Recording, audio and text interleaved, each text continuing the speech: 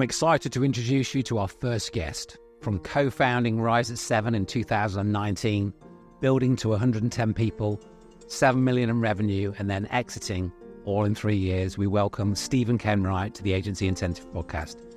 We get into it, life after the exit, super growth, positioning, hiring one new team member a week, and a glimpse into what's next, and so much more. I hope you love this down-to-earth chat with Stephen, and if you can do me one favour, hit the subscribe or follow button wherever you are listening to this podcast so you're always the first to know when a new episode is released. Now, let's head over to this fantastic first episode.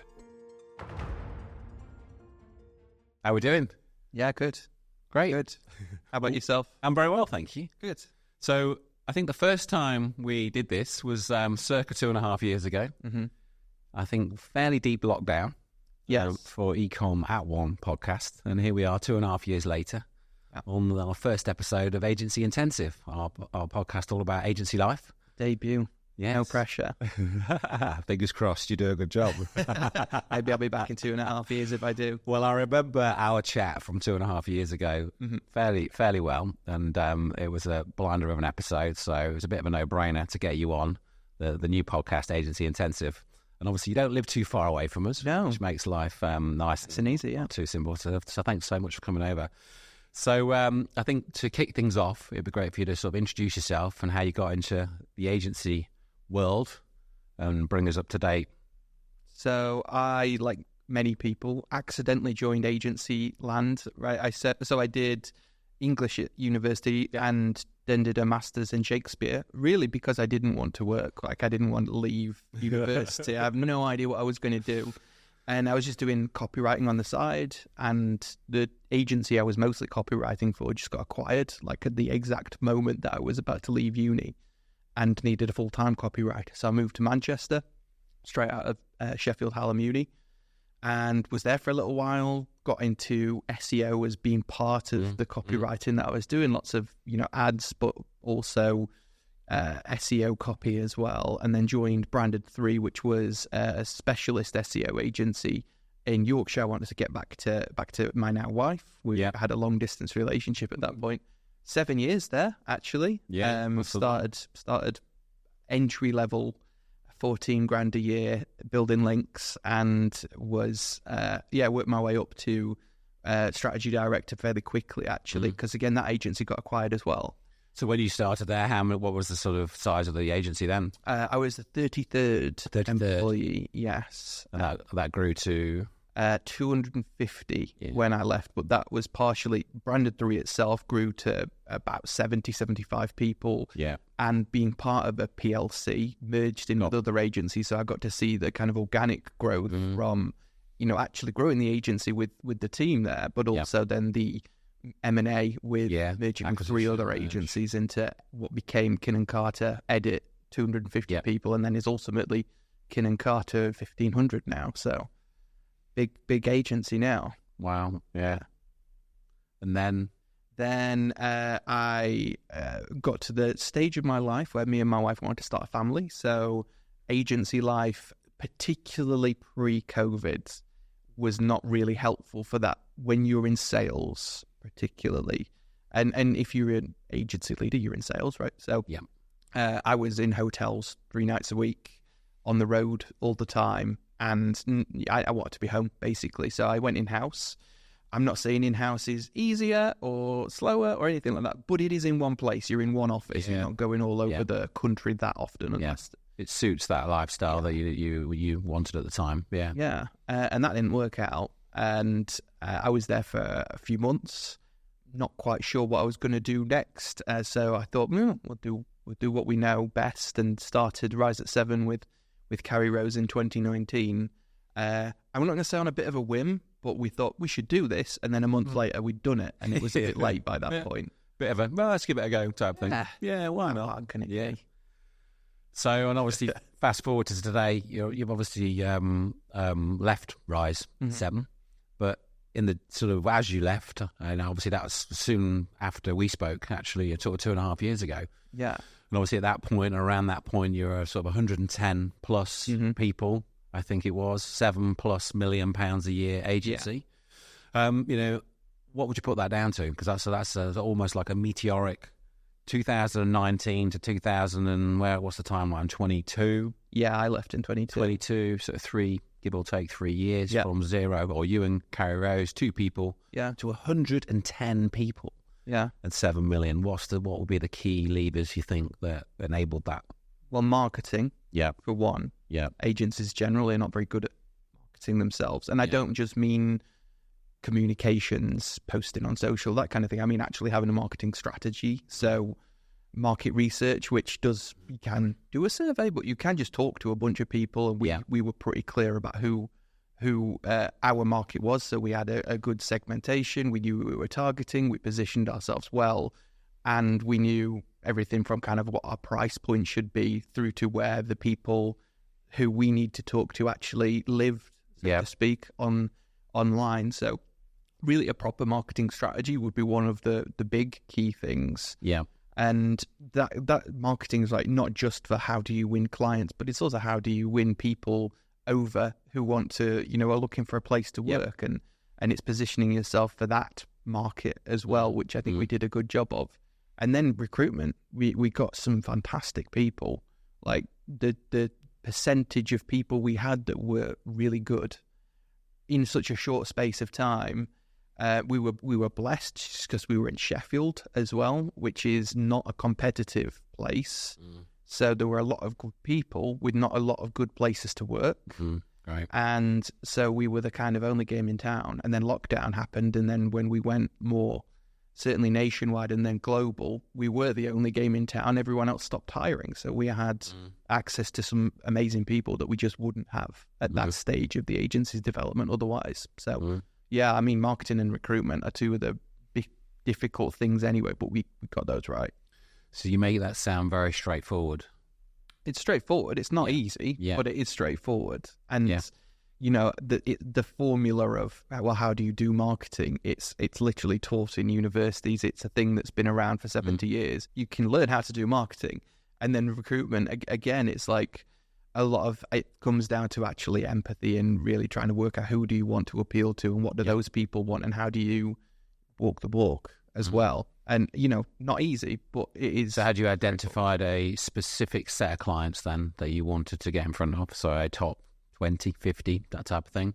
Yeah. And originally, me and Carrie wrote down our top 20 clients and just started marking them off whenever we spoke to them. That was not scientific. It was like, we think these clients are around the right size for us, which means they have the right setup from a marketing department point of view, a marketing agency mix as well. We were a specialist agency, so, we couldn't feasibly do a good job for a client where we're their only marketing agency. They need to be doing other things beyond us. So we had this kind of list to begin with. As we grew, every time we hired someone, we asked for 5 dream brands that they wanted to work with. That's cool. Yeah. We aggregated a table, so we had literally a league table of the clients that we wanted to go after. Yeah. And I think out of the top 10, we won about 5 of them. And they were huge brands. So you're engaging with the new team members when they're even in the interview stage maybe as well. So then they're thinking, I'm going to get to work with my dream client. I really want to work here even more so. It's true. But I mean, you've got to play that both ways as well, because, you're talking about the kind of clients we have and that's really exciting, but you've also got to talk about the kind of clients that you have that are not exciting in different ways. So I remember many times having conversations where I'm like, just so you know, our biggest client is Boohoo Group.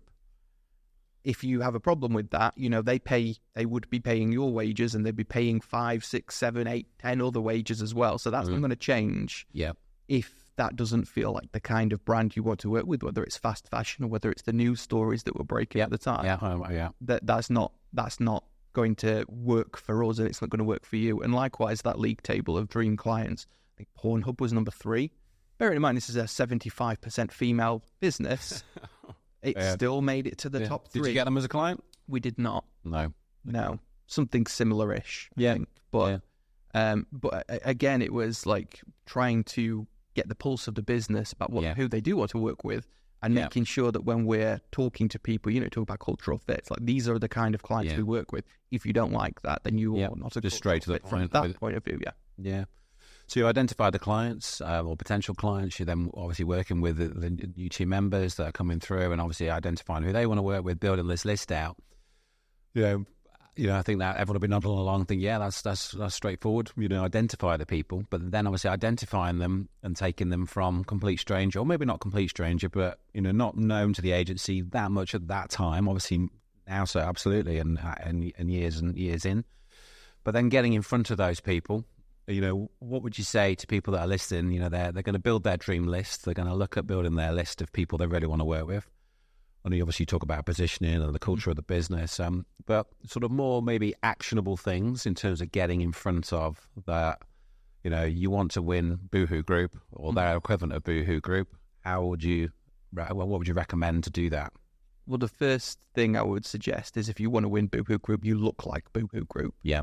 You don't look like HSBC. That's one of Carrie Rose's favourite sentiments, and I think that was pervasive to the whole business. Yeah. A lot of the clients that we did win had that kind of mentality, that kind of audience. They were talking to potentially younger, probably female audiences primarily, as well as some other audiences. Yeah. So, when we're winning fintech clients, it's Klarna and Monzo. It's not HSBC and Standard Life Investments, which I'm more used to working with at my previous agency. So, it's very much trying to understand the personality of the brands you want to work with and matching that personality.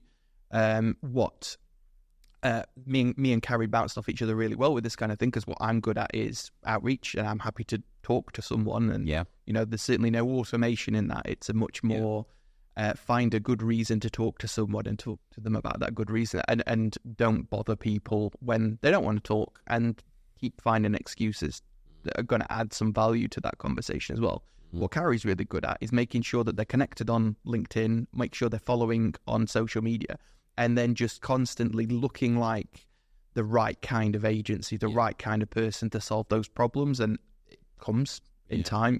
Not always is that client that's your dream client in market at that point. And that's just marketing, right? 95% of your audience is not ready to buy. Yeah. But when they are, then absolutely. So, okay, you've identified the guy, the potential clients, your brand, your fit, your culture is fitting with these people. They're aware of you. You then get them in a room. Whether that's a Zoom back then or whether it was like now. You're sitting in that room and you've identified these companies, I guess, based on a fit commercially as well. Yeah. So they can warrant the sort of retainers and the value that you want to. If you've got an average, you sort of have like a when you think about a client on a yearly basis, did you have a sort of specific value as sort of, right, we need to make sure that each client's circa 100K or? Yeah, and that would be usually the conversation starter. And I do mean like kind of a starter when we're in initial qualification. This is before you've spoke to the client? I mean, in terms of identifying who we'd like to work with, but I mean, so much of the business is inbound. When you're such a marketing-focused business, people find you out, and so you don't have the luxury of knowing every single business that you get in touch with when they're actually the ones getting in touch with you. So there's certainly some research, but I mean, in qualification, it's literally being upfront about what kind of fees that you charge. Yep. You don't want to waste their time. You don't want to waste your time. So you've got. So you're having the money conversation before. I think the people way before them coming in. You spent maybe 2, 3, 4 days preparing a pitch. There's been a discussion about finance before they come in. There will be a discussion about finance in the first phone call. Yeah, and it won't be necessarily how much is your budget per se. I mean, that's what we'd love to get to, but no one ever tells you. So you would then maybe have to say, well, our fees start at. I would usually say, we've got clients ranging from Boohoo who pay us X million pounds per year, all the way down to brands like you that are X, Y, and Zs that pay us, at least 100 grand a year. Yeah. Whereabouts in that spectrum do you find yourself? Is that outside of what you were anticipated? And I don't think as well you can get a little bit distracted by minimum fees, because not every deal is going to come in with a 500 grand contract. It might come with a 5 grand contract, but you've got to understand, is there the potential there? And does that client agree that what they're looking for here is a long-term partnership that will cost about X and not just a one-night stand that's going to cost 5 grand? Yeah, for 3 months and then it's over. Yeah. I think that's really interesting. I think a lot of people when they're on that growth journey, is that positioning piece, and obviously those maybe semi-awkward question or conversations that need to be had early on. So you're sort of not spending a lot of time on proposal, pitch, process, potentially. I think quite a lot of agency founders find that quite challenging, but I think, you've got to have those conversations. But like you've explained it very eloquently, it can be quite easy to have those conversations. Yeah, absolutely. You don't get to make money if you're not comfortable talking about money. Yeah. So you're now in the room with these guys. They know, the sort of fee structure, so we call it. So sort of converting these big brands, any sort of tips around sort of delivering a really good presentation and pitching? That's a more varied question, because the ideal is always to not present at all. And Rise, because of its positioning, because it was unique in the marketplace at the time, the marketplace moves very quickly, and certainly the agencies with a lot of money can catch you up quite fast. But certainly at the time we were with very few alternatives, so we didn't often pitch.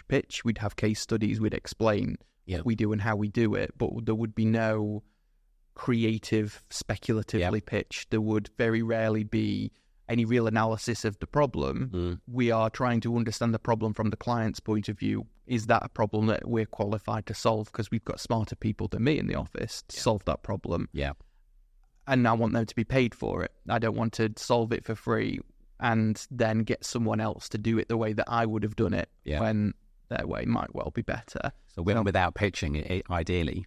Absolutely. Through case studies, brand, the culture, what you've, the sort of the historical work that you've done with clients. And it's not always possible. And it really does depend on the kind of situation you find yourself in. When you are a marketing-focused business, you can find yourself ahead of an RFP.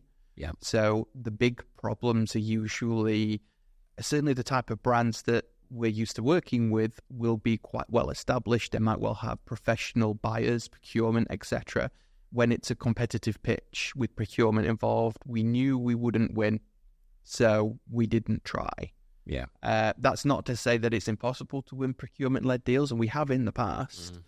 But by that point, there's a preferred supplier. It may or may not be us, but the game is really working out if it is us. And that's usually the opposite of what you said at the beginning. You've got to then demonstrate, do a lot of work, prepare a lot of maybe creative or whatever it may be. And fundamentally, it's at odds with my view of what sales is. We're not here to persuade anyone. We're here to make sure that we're a good fit for solving the problem that client has got. And that's ultimately a marketing thing, being really clear all day, every day on social media and on your website and anywhere else that you choose to do your marketing. These are the problems we solve for clients like this. If that is you, get in touch. If that's not you, you can get in touch, but we're not going to be a fit, and we'll tell you that. So would you say that's maybe the one thing that sort of is why you were so successful, in terms of you were just very clear on who you would work with, and it was targeted, clear to the market?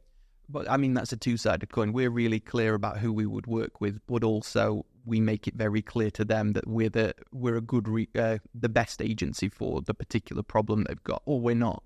So it's targeting, positioning, the two sides of that coin, really. Okay, so obviously we talked a bit about pitching and winning your business. Obviously a fundamental lever within building a successful agency. Those retainer values. I think obviously you've been doing it since. What year did you start? 2011. 2011. So obviously the retainers back in 2011, and then you think about the retainer values now. I remember, where it was like we were like £300 or £400 a month. Like literally. I mean, I'm 16 years in, so so obviously that's a huge lever, making sure that obviously you are positioning the business at a level that a retainer is we talk about £100,000 a year, £1 million a year, obviously depending on who's listening. Those levers and values will vary, but obviously that's a key piece, because obviously with X amount of retainers coming in, whether that's daily, monthly, it gives you a lot of comfort, gives you the cash flow, the finances, the P&L, etc., are all in a better shape, and that enables you in terms of what you did in terms of the hiring, obviously getting to 110 people. I think I'm intrigued to know, that's like literally a it's a full-on machine, isn't it? Literally in 2.5 years-ish, 3 years. I know we sort of changed the timeline a little bit, but 3 years. 3 years, 150 odd weeks. That's one person every 10 days. Yes. Ish. Uh-huh. I mean, step me through that. Again, there's never one simple answer. There's usually a few simple answers. Again, simple doesn't mean easy. But... Okay, there's a slightly different question then. So you and Carrie Rose having a chat like this. Let's do the agency thing. Go and win a nice first contract. You two are like, oh my God, we just won our first contract. And then you go from you two to 10 people. Yeah. Step me through the 0 to 10, and then we'll do sort of 10 to 30.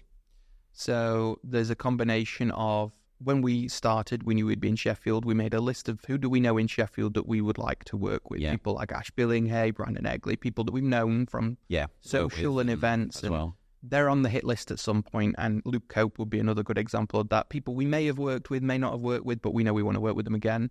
So we're talking to them fairly early on, long before there is an opening for them. Yeah. We're also advertising very clearly on social media. We need these specific roles. So some of our first hires, like Matt Jones and Jess Peace, just got in touch with us. People who followed us, we didn't know them personally, but we got to know them very quickly because they knew us already, and we were able to just have that conversation in the other direction without having to talk about ourselves, which was nice. And a few other people we know that are just like, they're on the hit list. They're not, potentially super local, but they could make it. You would love for them to work with you. Yeah. Yeah. So it's who would be the right people to bring in early on that match the kind of ambition and the kind of personality that we want to go for, because those first 10 hires are really important for they're setting the tone for the whole business. Yeah. When some of those people come in, they recommend people. And we had I'm not going to say a really codified methodology, but whenever we hired someone, we said, who do you think would be a good fit for us? And sometimes that was we were one of the two bigger agencies in Sheffield at the time with J-Wing. We had contractors and hires from J-Wing and would say, who have you been working with at J-Wing that you think is great? And some names kept cropping up, like Sally Rushton, who joined us as strategy director. It was literally just because lots of people said she's very good. Right. And then we find an excuse to talk as soon as we know that there might be something for Sally to hopefully do for us. Yeah. So it's a combination of proactive, we need to know who's out there and who would be a good fit, but also reactive in the sense of, well, specifically kind of delivery-focused roles.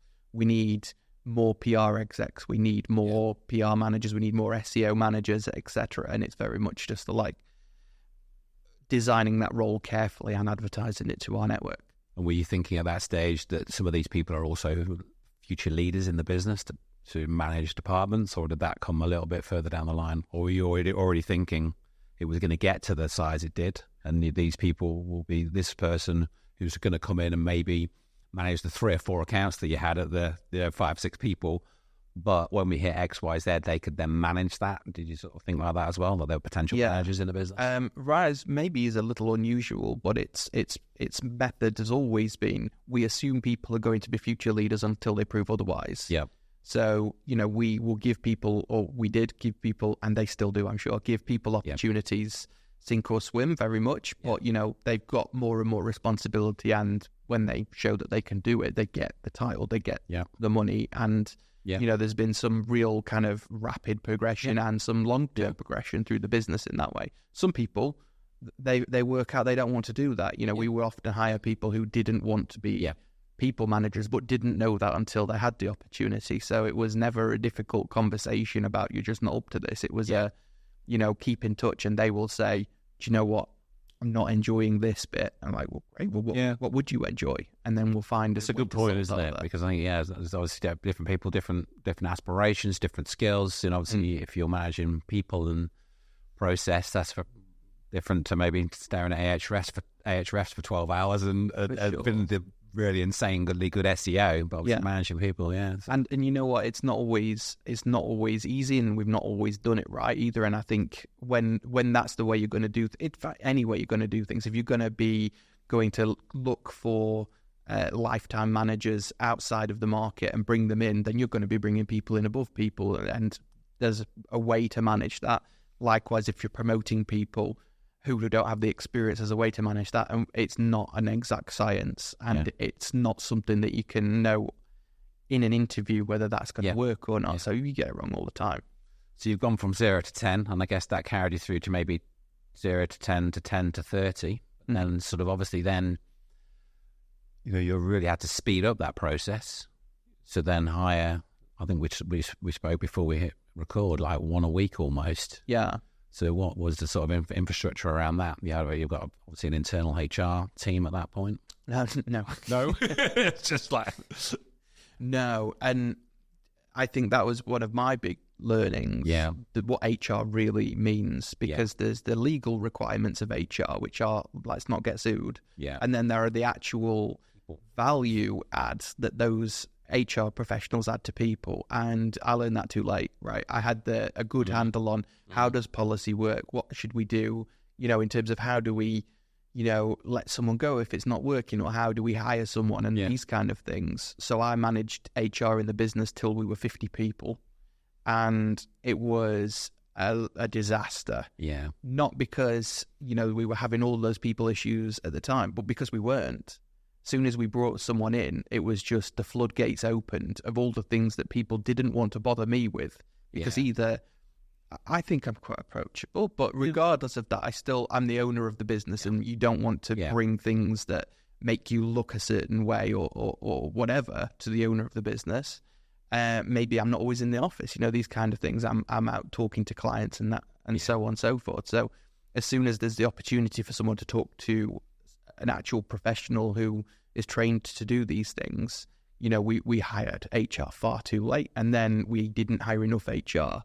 So the value that those people add is so that's probably the biggest challenge then, the sort of obviously getting to such a big amount of headcount, obviously managing that HR, the people piece. That probably one of the harder pieces. The people thing was difficult for sure. For lots of reasons. One being, I would say the biggest being the environment that the world had found itself in. Yeah. We had no concept of how to deal with lockdown. We had a younger audience, a younger staff, right? So there were people primarily who were living with parents, who were in parents' houses and doing work in the bedroom, staying in the bedroom, waking up in the bedroom, in a small room for most of their careers at that point. Yeah. And, that is not really helpful for people's mental health at all. Yeah. And then you've got a high growth business as well. Yeah. So, that kind of thing was probably the biggest challenge, I think. Yeah. Yeah. Yeah. Very tricky. I think that is always, I personally find that through the years been the challenging piece, the people piece. Obviously, it's you're dealing with, in your case, 110 individuals, and everybody's got something going on, whether that's career concerns, personal concerns. Yeah, you want to do right by people, but it's obviously having things in place. Yeah. So maybe what were some of the things that? So obviously you brought somebody in to manage, I think is what you're saying. Yes. But then did you bring in anything else specifically to sort of help on the HR and the mental health side, and that sort of obviously working from home? Well, any sort of other things and tips you would give to our listeners? We were always on the back foot with that. Yeah. And it was partially because we were growing so quickly that one of the bigger challenges we had was management of people. So people would get into management roles who were not experienced managers. And one of the good things about that is when you have, we're talking about those HR requirements. When you're talking about how to support people, there's usually the legal way, and there's also the right way. And people are really worried about doing the right thing for people because that legally could get them into trouble. The kind of situation you might find yourself in, someone's lost a loved one, and your human instinct is to go, take as much time as you need. It doesn't matter. We'll get it sorted for you. And then there's also the way that HR rule books say that you should deal with that stuff. Because we had inexperienced managers, we had a lot of empathy, which is good because no one really knew what they should and shouldn't be doing. And when you're trying to catch up with ACAS training and that kind of thing, it's helpful, and you should do it, but you need to do it a lot over and over again for these kind of things to sink in. So that kind of thing is challenging. Was also, I think, one of the big lessons for me is like, don't just ask people what do you want, because everyone wants everything and doesn't use it when it arrives. It's much more useful for you to actually put in the legwork and find out what is working for anyone else, but also what could we do, and then decide, or give people an option, at least give them the opportunity to decide between X, Y, and Z. Rise had a young workforce, which meant that pensions, for example, were not high priority for people. We had pensions, but if we had an older workforce, we would put a lot more effort into that. Whereas because we had a younger workforce who had the kind of specific like living situations, etc., we were much more focused on that end of the spectrum, which makes it very difficult when you see agencies doing something really good over here and agencies doing something really good over here, and you want to do both of those things. It's quite difficult to really understand what you can and can't afford, and what really are table stakes, and what's just the ridiculous perks in the agency space compared to what people might get in manufacturing or something like that. You know, it's there's a lot of things that you can do, and it's just finding out where you can have the most impact for the money you've got. And it's a tricky one, isn't it? Because when your times, whatever it may be, there's that human piece, but then of course there's the commercial side where, right, okay, we'll sign up for X, Y, Z, but times that by 110 people, and then if it's something that isn't going to get used because it's just not really, you know, it's maybe, well, that's great, but it's not getting used. Whereas actually, like you say, people are more, maybe we need more help around, you know, cost of living problems, which is a very real, you know, has been for quite some time, a very real challenge for a lot of people. So having those conversations with the team and understanding, you know, where that is. So I'm going to step back a little bit, because something I know you guys were very sort of prolific on, and I think that Rise still is, awards. You know, what would you say about awards? I think, you know, a lot of agency owners that are listening, you know, I think there's two camps with awards. A lot of people really push really hard for awards, a lot of agencies. You know, I do believe it can obviously get you seen, and certain companies that are looking to work with agencies, you know, they maybe only look at certain people that have won awards or certain types of awards, but then there's other camps where, oh, you know, awards are this, that, and the other. You know, where obviously you put a big focus on awards when you were there. You know, what would you say about awards? I think awards are a really positive thing for a few reasons. Firstly, we had multiple clients. Some of our favorite clients were ones that say, you know, we're coming to you because we want to win awards. We win awards. We want to win awards. Yeah. Not every client doesn't want to win awards. And the suggestion that you see on social media fairly frequently is clients don't care. Yeah, clients care. Not every client cares, and that's fine. You know, it's not something you should or shouldn't care about, but some people do, and therefore, if you've got the opportunity to help people put that on their CV and they want it on their CV, then that's a good thing. We had a kind of two-pronged award strategy as well. We had the big, meaningful awards that we really cared about. Rise's real purpose, the way that we articulated it, was to be the first SEO agency to win a Lion at Cannes. And that, in a singular sentence of what Rise was trying to do, is firstly, it's based entirely around an award. So you could say it's superficial, you could say it's meaningless or whatever, but for us, what that award represented is we are an SEO agency, and we've crossed over into the realms of real creativity, competing with and beating the best creative agencies of any space, anywhere in the world. And we're going to keep our SEO roots, and we're going to, you know, support that vision with where we've come from, and that's where we're going. So, sounds superficial, but, you know, when things like we got shortlisted for a Clio and I had the opportunity to go to Hollywood and walk a literal red carpet and stuff like that, it's like, well, these are the Clios, these are the things that we live for, and we've got to walk that walk. So there was the big meaningful awards, and whether, you know, we didn't expect to win lots and lots of those, but that's where we're aiming for. But then we also had the industry awards, like the digital PR awards and the content awards and that kind of thing, where our strategy was carpet bomb the place, win 10 in a night. Because I remember many, many times when I was growing up in the world of SEO and digital marketing, when I went to the UK Search Awards, which was one of the big meaningful ones for me historically, it was Verve Search, Verve Search, Verve Search, Verve Search, and I remember Verve Search very, very well for that reason. Periscopics being an agency on the other side of things, but I'm like, it's literally share of voice, right? It's giving the opportunity to talk to people, and even if it is only agencies that care, these are people that might work for you one day, and they remember you because your name was there in the context of you being really good at something repeated over and over and over again. So, did those specific awards win clients? Absolutely no idea. One of the bad things about awards, it's completely unattributable. I remember a few conversations where some of our very long-term clients said, we came to you because we saw you won this specific one.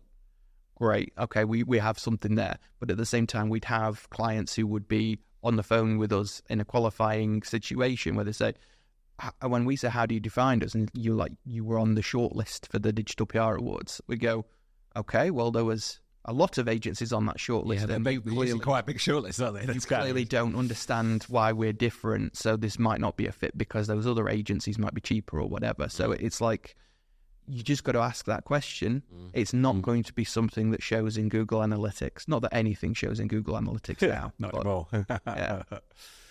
No, I'm sold. I mean, it's I think I like that idea of share. The share of voice. Ultimately, you're trying to get, whether that's for to acquire a team and to build the team, but ultimately, certain companies are you're popping up left, right, and centre. It's literally share of voice is one of the biggest parts of marketing and agency because. I mean, it's a general concept in marketing anyway, right? Everyone has a share of voice. If you want to grow your brand, you have an excess share of voice. You've got more share of voice than anyone else. Yeah. In agency land, no one really says an awful lot very often. So you've got an opportunity there. Most agencies don't do a lot of talking. I mean, they talk about themselves a lot, but not to anyone. Yeah. So, being able to actually get into that conversation really frequently, that social media democratizes that. Awards is an opportunity to do that. There's other things too. But very rewarding for the team as well, isn't it? When they go into these events and they're representing, the company. It might have been for a particular search or PR project that they worked on or led on, and then they have now worked on and delivered a piece of work that is now award-winning. So for their progression and career and development, that's brilliant, isn't it? Yeah. For sure. So, 110 people, 7 mil a year. And then obviously the news broke in the industry that you were leaving Rise at 7. So I'm really intrigued, as also a founder of an agency, when you sort of made that decision, obviously in yourself, just yourself, probably think, right, okay, it's time for maybe something else. Or I'm interested in you to sort of step us through that moment when you thought, right, okay, I want to do X, and then obviously then the journey from making maybe the start of the decision to actually leaving. I'd be really interested to hear about that. Well, from my point of view specifically, the decision to leave was made before we started, right? It was built to sell. Yeah. And I think what you often don't realize is, if you haven't done this before, what you're going to enjoy, what you're not going to enjoy. And really, what you do want to get out of it. If you've never specifically got anything out of it before, you've not done it. So me and my co-founder, Carrie, we originally talked about building the agency to sell to Brain Labs, Crowd, to Assembly, or to Jellyfish, really. One of those massive performance agencies that we thought would need the creative SEO approach that we had. So it was designed to grow as quickly as possible around that specific proposition, with that in mind. And we got to where we were wanting to get to way faster than we thought we would get there. And when the time came to go to market effectively, we had the conversation again, me and Carrie, and we didn't agree anymore. And I still wanted to sell the business. Carrie loved the business. She enjoyed running it. She loved the people that she'd hired. It was the lifestyle that she wanted to have. And at that point, it was either going to be, I would disappoint her by forcing her to do something she didn't want to do, or I would be disappointed because I wouldn't get to do what I wanted to do. And so I think the grown-up thing to do is to have a real conversation about how do we make the most of the situation and please the most people as we can, really. And, everyone has a different view of success. I found myself with the opportunity to pay my mortgage and spend 18 months at home with my little boy. I really recover, right? Because it was not an easy ride. I don't think anyone who grows a business that quickly is doing it because they love doing it, unless they are masochists or just completely unaware of what's going on in their own business, because it's absolute chaos all the time. Yeah. And if you think everything's sweet and rosy all the time, you're not paying attention. So, it was an opportunity for me to just reset, really. Jump and off. I was really privileged to have been able to effectively cash into where I got to at that point. Carrie had a view of what the agency still had left to do. Yeah. And so we had a conversation about it. Again, lots of these things are straightforward, but they're not easy conversations to have. So we talked about it. It took quite a while to get the business into the right place to actually do it, to get all the shareholders on board with exactly what we were trying to do. So it was not easy at all, but it was the right thing for me. It was the right thing for Gary. It was the right thing for the business. I think that's the thing. It was the right thing for you, wasn't it? That's what you wanted to do. Obviously, I think the way you've explained it there is a really nice sort of pro. Well, it's probably not every day, I'm sure. There's lots of discussions, shall we say, but ultimately you wanted to move on and not carry on building it to hundreds and hundreds of people. Yeah, we had one thing that I think is really good advice for agency owners anyway is get a good accountant. And we had accountants, Cowgills, who came on board probably a year after we'd started. We appointed them because they had this M&A history and they knew how to sell a business, and they'd recently worked on a deal with Kagul, and I knew that a little bit at Kagul, so was able to get a bit of a reference, etc. But one of the first things they did with us was sit us down individually and said, right, how many houses do you want? What holidays do you want to go on? How many kids are you going to have? Are they going to go to private school? All of these kind of questions. And they are doing what accountants do, creating a spreadsheet, and then they could turn it around and go, that's how much money you need to have everything you've ever wanted. And you know what? For me, it was so much less than I thought it was going to be. I'm like, if that's my lifestyle with that much money, this is eminently I don't need to do another achievable. 20 years or whatever of grinding as hard as you had been, or 5 years. For sure, yeah. So when you kind of set out in business thinking, I need to make £100 million business, otherwise we failed here. Yeah, that wasn't the realization that I got from that point, and it felt very achievable. So, the advisors generally are very helpful to have especially when you've not done the actual exit thing before. That's a great way to think of it, isn't it? Because I think you get so wrapped up and think, well, I'll get to this point, I'll get to this point, I'll get to this bit. But obviously a lot can happen while you're getting to a certain point. And obviously, as you say, what do you actually need in reality to do, when you've got two houses or a house even, all paid for, minimal bills, a car or two, obviously there's a bit more to it than that. But when you weigh it up, you don't need this maybe this ridiculous figure that you might have just plucked from thin air to live just an insanely good lifestyle on X. Yeah, it's quite surprising, I think, when you break that down. Yeah, for sure. And social media doesn't help, because you see the agency owners driving the fancy cars and doing the fancy holidays and all that kind of thing. That's part of the image that does get curated, and so you kind of have this idea when they're talking about this much money, this figure, etc. You think, well, that should be, we're as good as that, so we could do that. Are you a car guy though? No, I'm not. No. I when we got our first dividends from Rise, I bought a Porsche. Yeah, always wanted a Porsche. It was my bucket list. Sold it and got a Volvo last month. I've got a Volvo, and you know what? I'm really happy with it. Yeah. Have you gone electric? Yeah, I've got a hybrid. Yeah. Interesting. Yeah. Okay, so obviously you've been off the coalface for a while. I always think, people say to me, "Oh, what are you going to do with the business, Richard?" And I think, well, okay, you paint some of the pictures like you have. Well, okay, X amount of money, this, that, and the other. But then, what am I going to do? What am I going to do? Day in, what will my days look like? Let alone what will I be doing 2 years after or 3 years after? But what have you been up to? What's a typical week been? Post post-sale, post acquisition, stroke management buyout. What's sort of a typical week been looking like for you?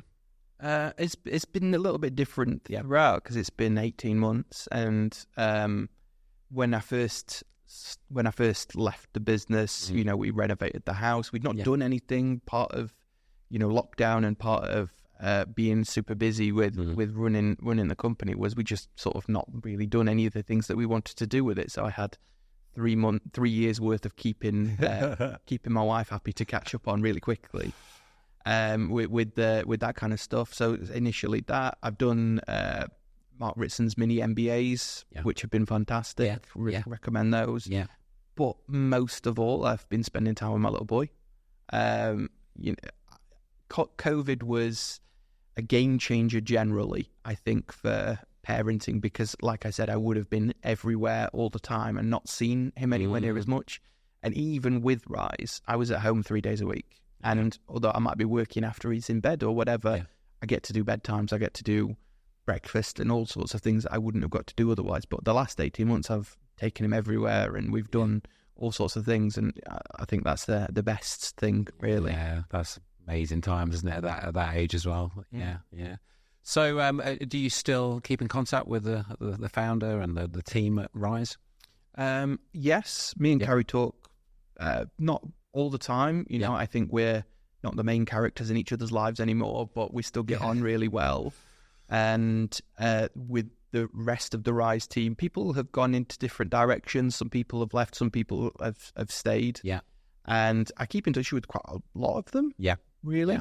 Yeah. As best I can anyway. So generally when I get a message from someone asking for help with something, I'll give it. And there's a few people that I still see fairly frequently as well, yeah. There's a guy, I went to a conference in November, I was on a rooftop bar in Thailand, in Chiang Mai, and I got a chat, it's an SEO conference, Chiang Mai SEO, and I got a chat into a guy, and he knew you quite well. His name escapes you right now, so it was like I was in the middle of the other side of the world. Yeah. And he's from, he worked in a few of the bigger agencies. It was Brandon 3. I can't remember his name off the top of my head. I'll have to dig it out for you. And we talked about you for about 2 minutes. Rick May? He went to Chiang Mai, I think. He could have been, yeah. It was only like a 10, 15-minute chat amongst 200 people in a bar sort of thing. And then the accent, there wasn't too many UK guys, British guys there. And he's like, I said, I'm Lincoln. He said, I used to live in such and such. And I used to be Brandon Free. Brandon Free. Did you know Kenwright? I was like, well, I sort of do. It's like, yeah.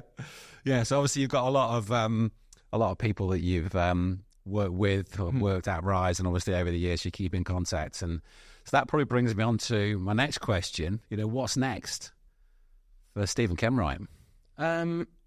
I am not 100% sure, but I know what I like doing and what I don't like doing. Yeah. I am an agency guy. I don't see myself going in-house anytime soon again. Never say never, but it's not what I enjoy most. Yeah. And I've now been at home on my own for so long, I don't really want to do consulting for a long term either. Yeah. So it will be agency. And really, I like building things. It's not, again, about making the most possible amount of money. It's about that's the kind of business that I know how to build and run. Yeah. And, each time I do it, I want to make it a little bit better than last time, or a little bit closer to my vision of what I want my agency to be last time. I can't see myself founding another agency, though. The startup bit is not my favorite bit. I like people. I like having people around, and I like change, as in helping people to, make change, not just change for the sake of change, but actually, having an impact is probably the better way to put it, I think. So I think I'll probably join another agency somewhere. Interesting, eh? Well, when this airs, it might be known, but I look forward to following the journey and seeing you rise back out into your new project. So, well, thank you so much for coming on the show. It's been a pleasure to have you on. I like to finish every episode with a book recommendation. Do you have a book to recommend to our listeners? I thought about this, and there are lots of books that I think I will recommend. And if you do as many episodes of this as you did of Equipment One, then you'll see the same books coming back up over and over again. So I thought I'll recommend something completely different. PEP Confidential, which is Pep Guardiola's time at Bayern Munich the first year, right? I am not a football fan, generally speaking. I have a passing interest in football.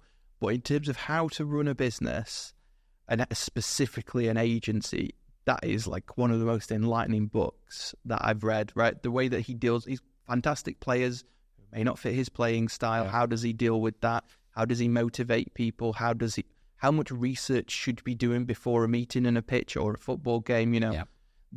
Managing big personalities, I think it's very relatable to incredible how closely related that is compared to you read an agency book and you're just like, oh, it's not really anything like my business. Yeah. Oh, that sounds like a corker. I've got a little trip coming up, so I'll be getting that ordered and stick it in the overnight bag. Well, thanks so much for coming on the show, and I wish you all the best with the new venture. Thank you very much. Thanks a lot. If you enjoyed this episode, hit the subscribe or follow button wherever you are listening to this podcast. So you're always the first to know when a new episode is released. Have a fantastic day, and I'll see you on the next one.